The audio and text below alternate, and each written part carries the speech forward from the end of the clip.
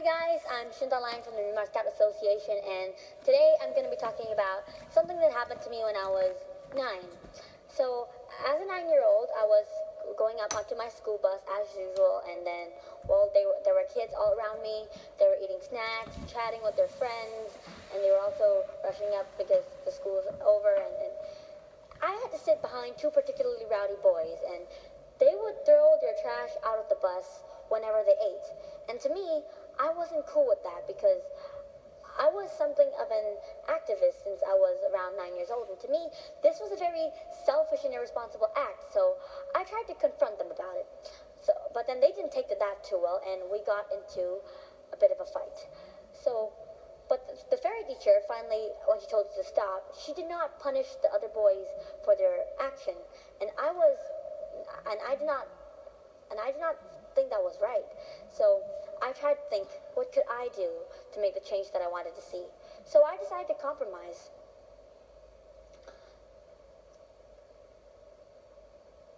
I told them that they could give me their trash whenever they felt like throwing it out.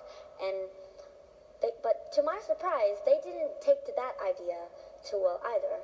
Instead, they laughed at me, and from then onwards, I became known as the trash lady. So they would stuff their trash into my lunch basket, into my backpack, into my side pockets, and they would make the entire bus do the same. So every day after I went home from school, I would have to empty their trash out at the dustbin under my building, but I was cool with that. But that didn't stop there. At school, I would keep getting comments like, hey, what are you going to be? A trash collector? I'm going to be a doctor and study at Harvard. Hey, you're the next janitor, right? What are you going to do in school? Go pick up some trash. And I would get comments like that. And after a month, I could not quite take it anymore. I mean, being 9 and all. So I decided to approach the boys' class teacher about it, but all she did was shrug it off, and she said, I'll take care of it, but in the end, there was no real change. But thinking about it though, those kids weren't evil. To them, I must have seemed like some kind of a stuck-up goody-two-shoes, some hippie, or someone who's just trying to look good. But that wasn't what it was to me. To me, it was doing what made sense. I mean, who wouldn't want to protect the place that they lived in? But I guess, not many other people saw it that way. So next time I bumped into the school's headmistress, and she decided to make small talk with me, but I told her about the entire ordeal of mine, and to my surprise, she actually took action. She nominated me the student leader of our school, and she kind of made an example out of me, but that wasn't what made me happy. What made me happy was the fact that she decided that every bus in the school now had to have a trash can of its own. And to me, that was the change that I was most wowed by, because I did not do this because I wanted to be student leader. I did not do this for the fame, for the credit. I did not want to look good. All I wanted was to stop people from my school from polluting the city. And by carrying all that trash for around a month, I stopped a month's worth of pollution from going out into the city that I know and love. So this entire story might seem like the insignificant story of a 9-year-old, some elementary school student, and there are people in this Summit Story program who give speeches about going to space or helping out in refugee camps, and this seems very small, but to me, I took away 3 very important life lessons from this entire experience. So even though I did not discover the cure to cancer or anything, I always tried to fix every problem that I saw. I joined environmental organizations at school or charities, and I went far enough to publish a small volume of poetry to raise funds for our class, and I did the same thing with my entire class. And then I would still throw discarded wrappers into the bin, or write to the head of school whenever there was a problem, or in the animation that we just skipped, carry cloth bags in the car so I wouldn't have to use plastic bags.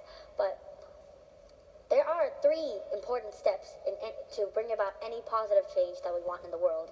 And the first step is to speak up about it. But speaking up is not as straightforward and easy a process as it sounds, even though it's definitely becoming easier. Because even though I was, I don't know, just quote unquote bullied for around a month, just because I told people to stop throwing their trash out of the bus, in real life, there are journalists being persecuted all around the world. There are people being silenced because they told the truth, and people being censored, and people being blacklisted or even deported just for telling the truth and speaking up. So it's not an easy and straightforward process without any bad consequences. It's not something that you just do. So speaking up requires a bit of a sacrifice. So moving on to my next point, we must not just speak up, we must also know how to speak up, and when and where. Some people prefer facts and figures, some people prefer art, music, and we need to know the way of speaking up that will hit home and then get the message across to the people that should receive the message. We need to know what to do when peace talks and conferences have run their course, which is why I decided to put up an animated video as well to demonstrate that point. And so, other than that, step 3, we also need a body of people who can and will take action. To put it out on the table like this, I had the willingness to take action, but I did not have the authority. But the class teacher and the fairy teacher had the authority, but they did not have the willingness. But my headmistress had both. So the change actually happened to the extent that it should. And I'm sorry.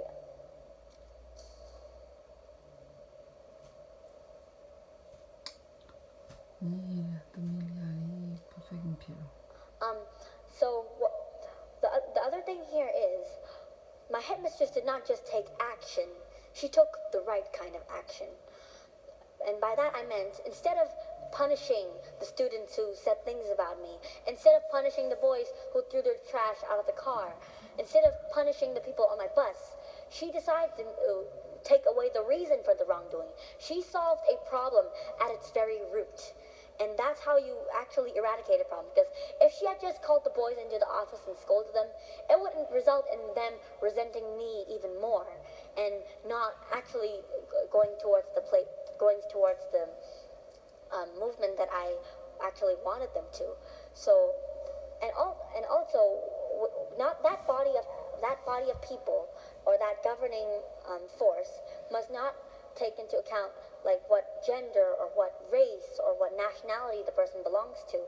It must be willing to take any case of great importance, no matter who speaks up about it, no matter what age, no matter what sexual orientation, or etc., etc. So I think that how this relates to scouting is that we scouts should be the people that follow through all 3 of these steps, because if we spoke up, there are millions of us all around the world, and we can do things from swaying elections to actually putting forth initiatives that will help our entire planet. And so if we don't speak up, then we can't expect. Well, then who? We must be the ones willing to make that sacrifice, because isn't that the very foundation that scouting was built on?